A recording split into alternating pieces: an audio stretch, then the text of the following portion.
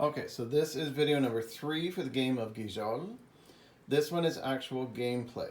So when you start the game, you start here.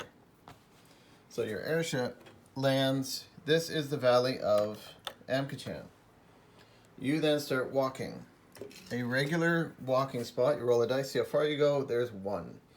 There are actually 2 other ones here that show 2 and 3 movements.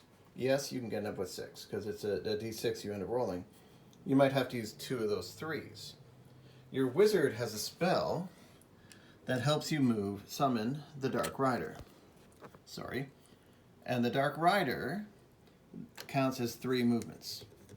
So if you have a wizard and he can summon it, it's once per turn though if you do it, but it can be a boost, right?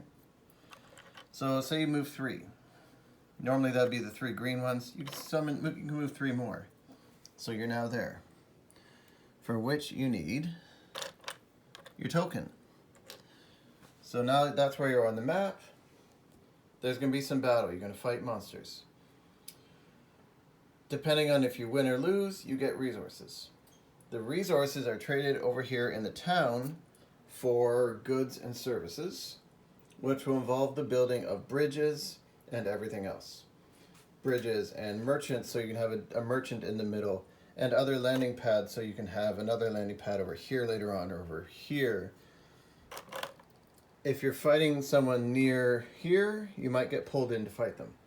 Or if you're trying to get across, you're going to have to fight sea serpents. This lovely bridge is broken. You're going to have to figure that out. Some of your character builds do have flight that allows them to fly certain distances. They can get over the gorges. This gap here is intentional. So is this one and that one. You can't just walk over them. You're going to have to build a bridge if you want to walk the whole team over. Character with flight can fly over it. Otherwise, you're going to have to go around, get over to the town.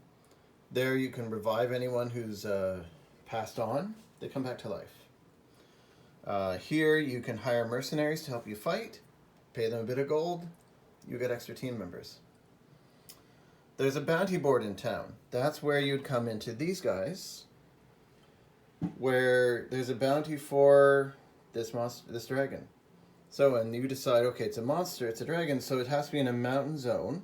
Could be foothills, but I'm going to put it right there. So then you would leave town, go over there, fight him, come back, get your reward. Pretty simple. And it's an ogre. You can't put a sea serpent in the mountain. You must put it in water. There are different waters you can put it in. Really, the big serpents need to be in here, though. Logic needs to apply. The actual gameplay basically works that way. You read the rules, you'll learn how to roll the dice. It involves a monster die. Lovely dice. And it's a monster die. It needs to be big. It's also a d20.